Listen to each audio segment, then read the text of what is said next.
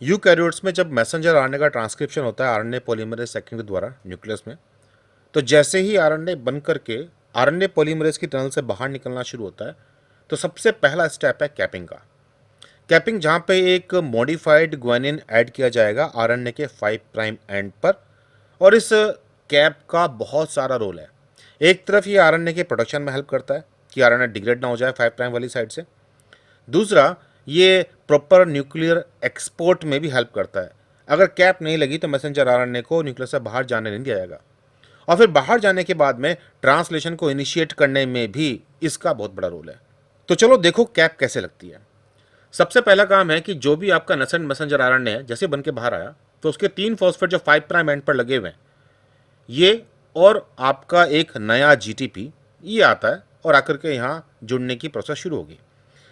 Nascent RNA में से एक फॉस्फेट गामा पोजीशन का उड़ गया और बीटा पोजीशन के फॉस्फेट ने अटैक किया है जीटीपी के अल्फा के साथ, और फिर ये 3 फॉस्फेट का अनयूजुअल बॉन्ड बन गया। अब क्योंकि ये 3 फॉस्फेट का अनयूजुअल बॉन्ड है, तो कोई भी न्यूक्लियस एंजाइम इसे पहचान नहीं पाते। अब देखिए, जनरली जो न्यूक्लियस एंजाइम होते हैं वो तो फॉस्फोडाइस्टर बॉन्ड को पहचानते हैं, लेकिन यहाँ तो 3 फॉस्फेट लगे हुए हैं, और यहाँ भी कहानी खत्म नहीं होती। फर्दर एक ग्वानिन का मॉडिफिकेशन और कर दिया गया ताकि न्यूक्लियस बिल्कुल भी ना पहचान पाए इसको। अब इसे कहते हैं हम लोग M7G। यहाँ काम करने वाले एंजाइम थे आरएनए ट्राइफॉस्फेटेज, फिर ग्वानुलिल ट्रांसफरेज, और फिर है मिथाइल ट्रांसफरेज।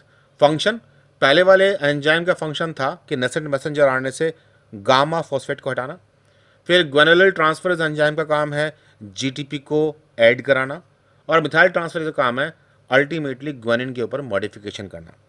यहाँ ये भी बता दूं कि कैप कई तरह की होती हैं, कैप 0, कैप 1, कैप 2, अलग अलग तरह के केमिकल मॉडिफिकेशन उनमें होते हैं।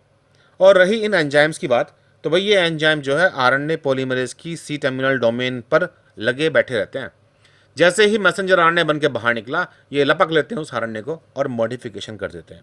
सेम ऐसे ही स्प्लाइसिंग के भी और पॉली एडिनाइलेशन करने वाले सिस्टम भी सब इसी टेल पर चिपके हुए होते हैं।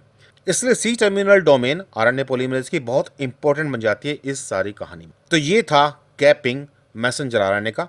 चलिए फिर जल्दी मिलते हैं नेक्स्ट वीडियो में। Bye bye.